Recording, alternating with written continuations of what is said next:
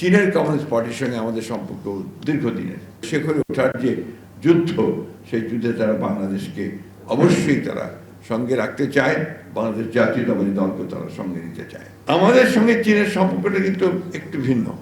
আমি আমাদের সঙ্গে বলতে আমি আমার দেশ বোঝাচ্ছি না, আমি নিজেকে বোঝাচ্ছি। চীনের প্রধানমন্ত্রী তার হাতটা শক্ত করে ধরলেন, ধরে বললেন, carry the flag of your father and mother.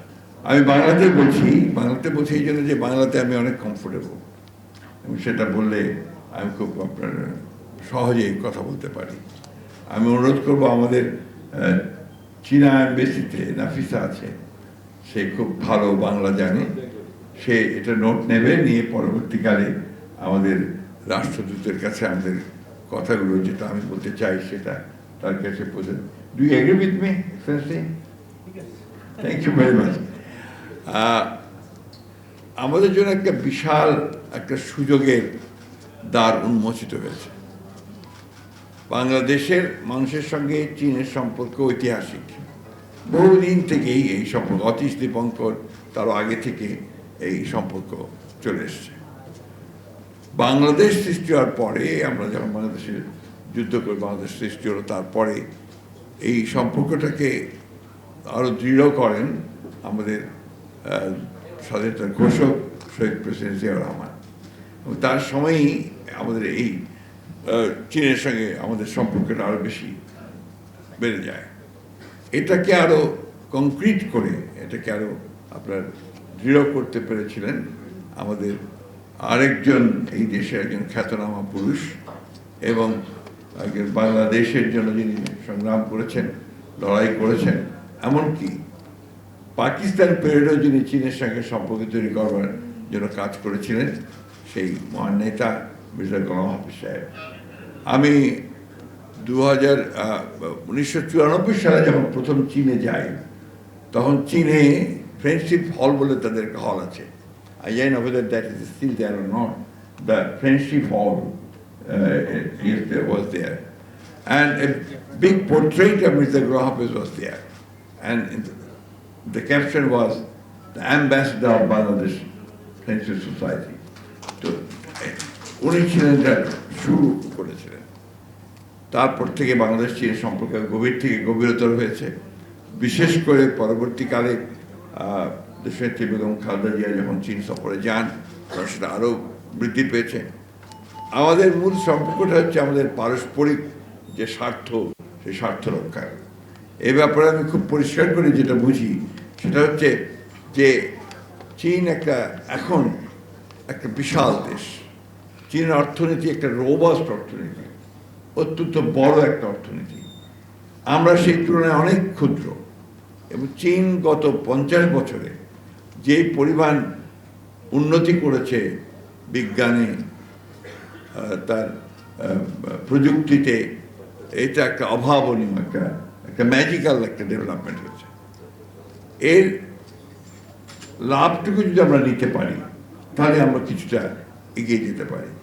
আমাদের সঙ্গে এখন চীনের সম্পর্কটা দুই দিক থেকেই হচ্ছে, রাষ্ট্রীয় পর্যায়ে আছে, বেসরকারি পর্যায়েও আছে।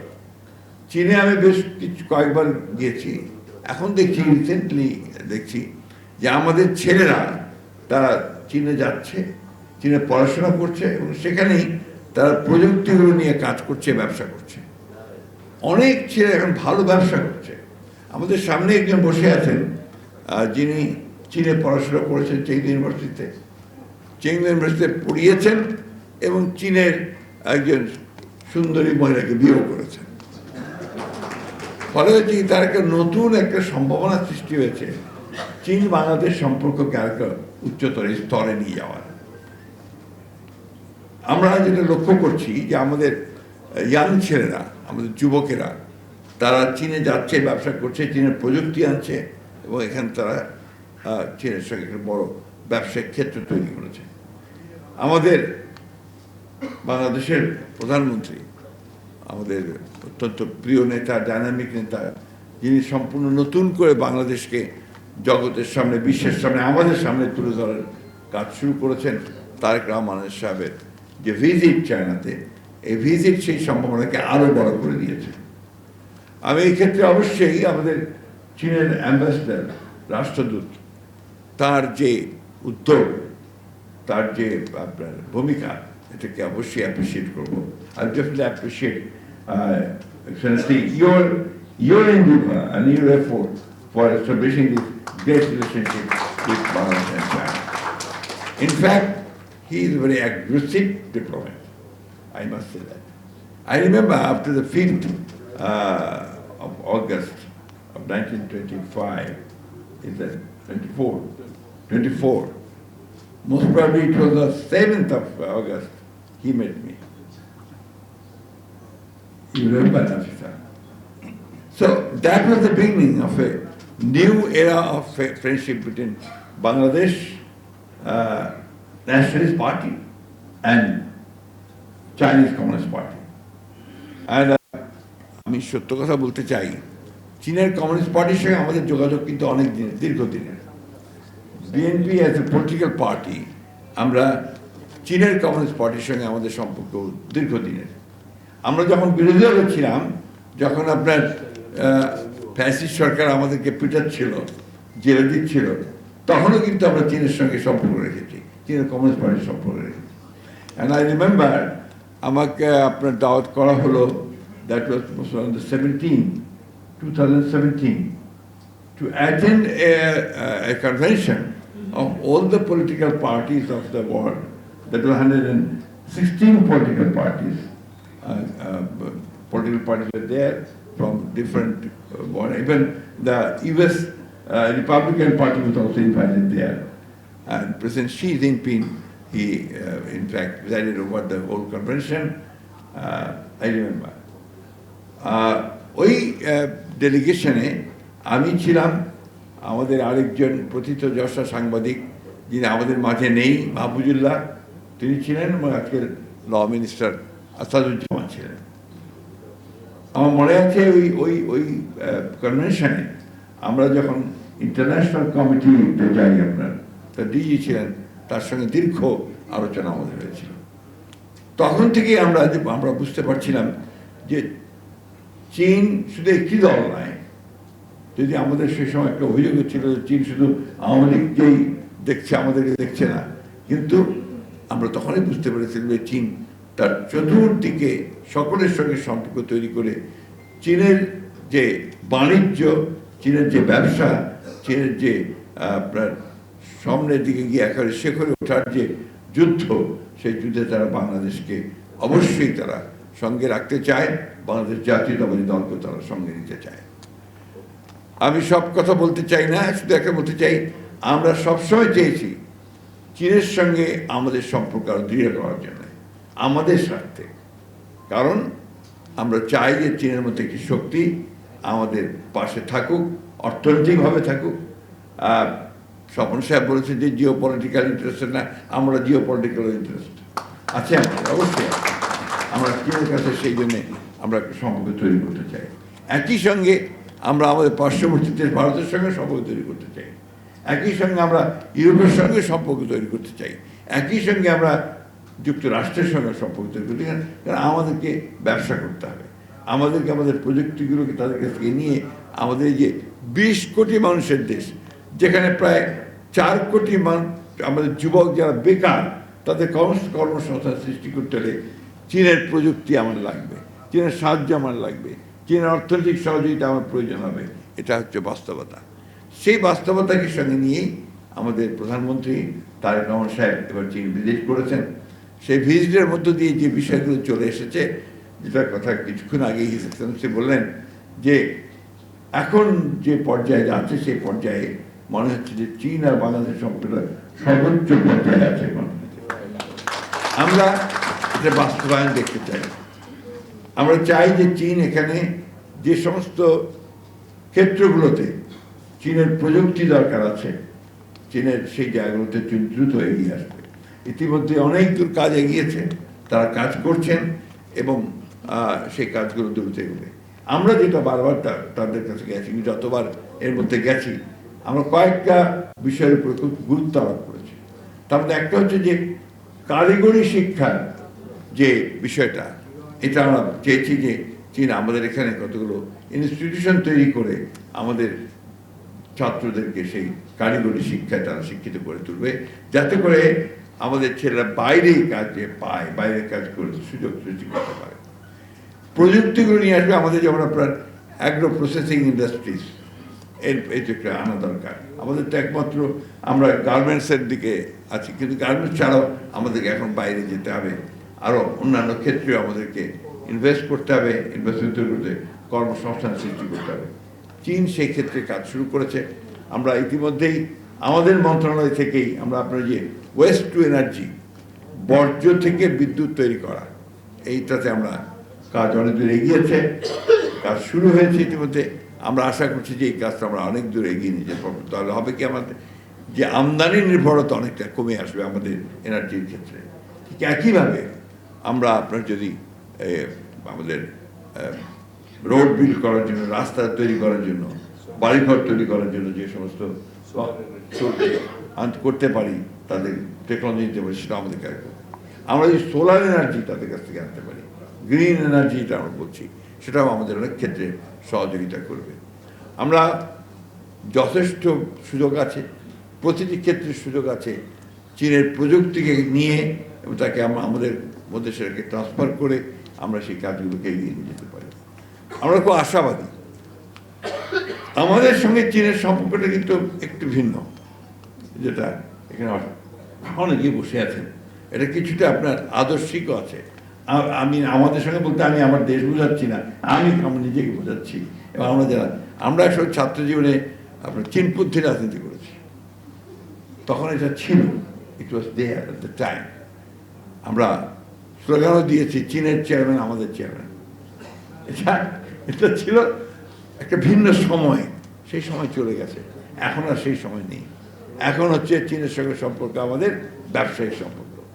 আমরা আমদানি করব, রপ্তানি করব, তারা আমদানি করবে, তারা রপ্তানি করবে। আমি বক্তব্য বাড়াবো না। আমি খুব আনন্দিত আজকে যে আজকে আপনার অনেক দিন পরে বাংলাদেশ চীন মৈত্রী সমিতি আবার রিভাইভ করেছে, আবার সে পুনর্গঠিত হচ্ছে।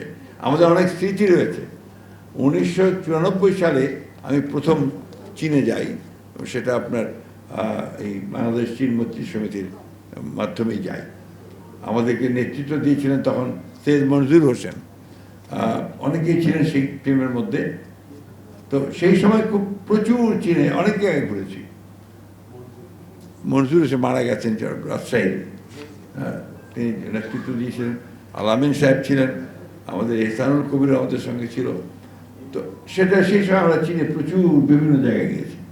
পরবর্তীকালে আবার গেছি, তখন আপনার মাঝখানে আবার ম্যাডামের সঙ্গে গিয়েছি। ম্যাডামের সঙ্গে যখন গেছি 2002 সালে, তখনও প্রচুর জায়গায় তারা আমাদের নিয়ে গিয়েছিলেন, এবং সেই স্মৃতিগুলো বারবার মনে পড়ে। এবং যে আপনার গেস্ট হাউসে ম্যাডাম ছিলেন, একই গেস্ট হাউসে আমাদের প্রধানমন্ত্রী তারেক রহমান সাহেব এবার ছিলেন।